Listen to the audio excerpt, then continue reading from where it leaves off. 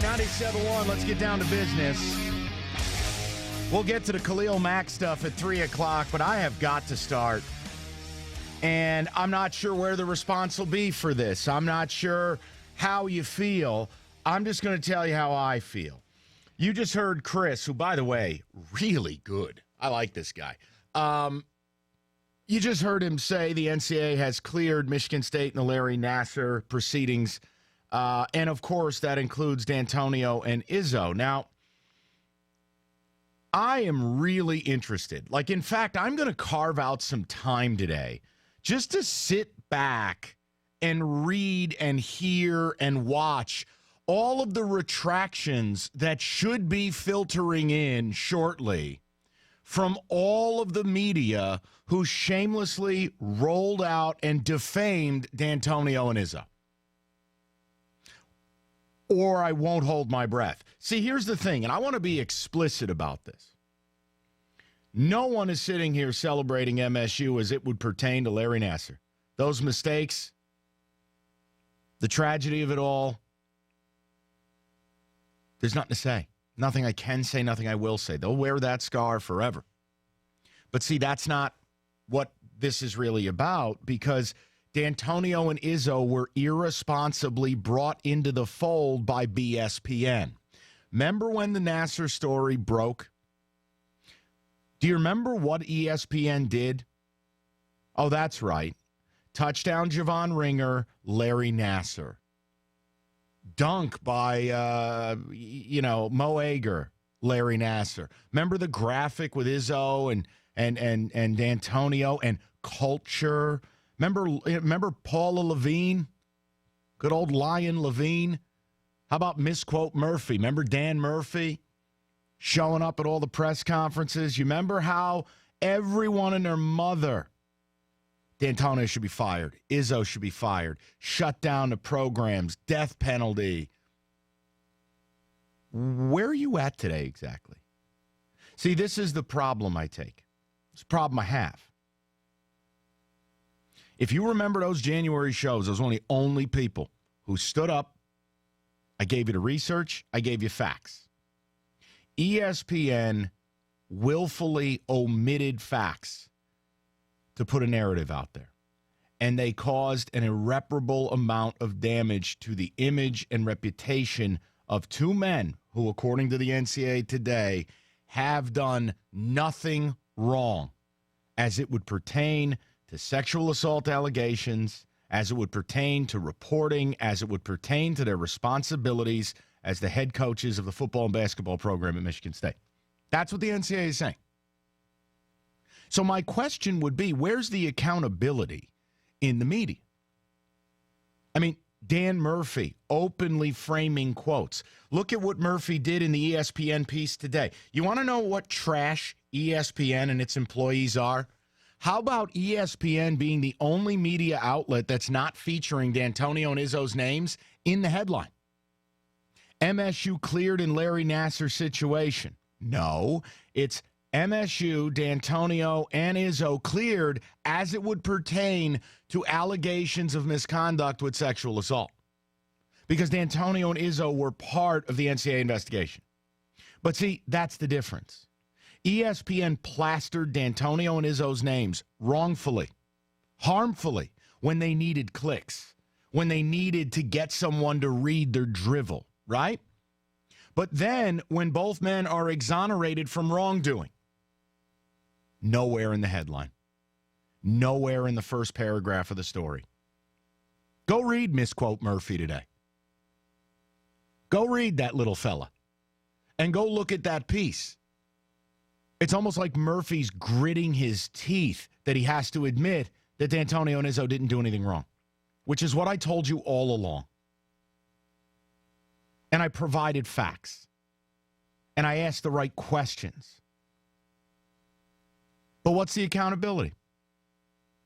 Murphy's still going to put his little bargain bin suits on and act like he knows anything about college football. And Paula Levine is still going to roll out and launch ad hominem attacks at people and ruin their reputation because she's got to sell a book. We stand by our reporting. Do you? because your reporting looks like ish today, Paula. Just like it looked in late January and early February. Your reporting looks like trash.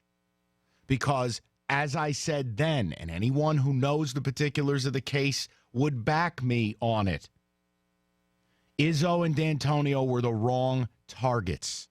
Izzo and D'Antonio were brought into this by a desperate network, by a desperate reporter who desperately wants to write another book like she did with Baylor, and by a guy in Dan Murphy who should stick to just eating cookies in the Michigan press box. D'Antonio and Izzo never belonged in the Larry Nassar conversation. Their names never belonged in this category of Rick Pitino and other coaches that are proven to be dirt. D'Antonio got up on stage, told everybody, I dare you to find something. I've done nothing wrong. And it still wasn't good enough for people. This is my whole point. Those two guys, they sat back and they had their character destroyed. There are people to this day who will believe that Mark D'Antonio and Tom Izzo are these two dastardly, duplicitous, subhuman dirtbags, all because the media wanted it to be that way. And ESPN led that charge. Never forget Paula Levine and Danny Murphy. Never. Never forget those two. And no, you're not going to get in the business of suing them. Don't call up with that. You cannot take on the Disney Corporation. And being a public figure, people can do this to you. There's a difference between right and wrong and illegal. I'm just pointing out the fact, ESPN, Paula Levine and Dan Murphy, they got personal. They were upset that MSU wouldn't give them some of the things they wanted, and they launched this vision quest against MSU. And just so irresponsibly tied D'Antonio and Izzo to that monster Larry Nassar. The damage, it's irreparable. Irreparable. There hasn't been a place that I've gone where people haven't seen a piece of MSU gear on me, and they bring it up, and then I have to explain, yes, it's atrocious, it's embarrassing, but no, I'm sorry, you're wrong. Izzo and D'Antonio don't have anything to do with it. No, Larry Nassar wasn't a basketball trainer. No, Tom Izzo doesn't run East Lansing. He's not the Godfather. ESPN did that. And that, to me, ultimately, Murphy and Levine should pay for it with their jobs because they're not journalists. They're hucksters. They're shameless. They're no different than carnival barkers. The same way Paula released the name of a young man who wasn't even charged, which no journalism professional would ever do, she did it. Why? Because she was so desperate to try to nail Izzo, to try to make her reporting look like it was actually legitimate. ESPN launched a massive piece and simply, forgot that the Jones Day report and that OCR report all showed that Izzo and D'Antonio didn't do anything wrong. Didn't matter. Roll another graphic. Give me a story about Travis Walton stealing a bike in 2005. Do what needs to be done. It's irresponsible. You want to know why people don't like the media in this country? Stuff like this. Because now the NCAA comes out and says Izzo and D'Antonio didn't do anything wrong. And there's not any price to pay for people like Levine and for people like Murph. There's no price to be paid. They'll simply move on to the next target. And MSU, look, the price they should pay for Nassar is eternal. And make sure before you call me and you try to blurt out some nonsensical take about, well, you still did. I'm well aware of what went on. But no one's talking about that. I'm talking about ESPN willfully and intentionally burying the lead. I'm talking about ESPN today, along with a lot of other journalists that are out there. Where are the retraction pieces today? Where are the people hounding Izzo and D'Antonio? Where are the media members trying to make a career out of taking these two down? Where are they today when both guys are exonerated by the governing body? That they didn't do anything wrong. That there isn't some paper trail cover-up. that there isn't some massive tinfoil scheme. It's nowhere. The damage they did will never get fixed. And I think, look, if I were D'Antonio and Izzo, that would really, really grind my gears. You don't have to like him. You could think Izzo's a whiner. You could think D'Antonio's a sourpuss. You could hate their guts because they beat your school. That's all fine. That's sports. But when you take someone's reputation and you smear it, and you do it in the name of getting a few website clicks, or you do it in the name of trying to make your career so you could sell another book, it's gross.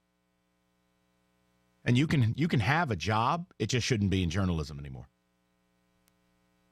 That's just where my head's at on a Thursday. We got a lot to do. We'll certainly get a little more football in the mix as well. We'll certainly get some more Khalil Mack discussion in. I just want to throw the number out and ask for, okay, what now? Where are the retractions? Where's the accountability? BTN on the news scroll, D'Antonio and Izzo cleared. ESPN, no mention of them. It's gross. 248-539-9797. I'd love to hear from you. Certainly, Sully and David have strong thoughts on this as well. We will talk with both of them momentarily. 97.1.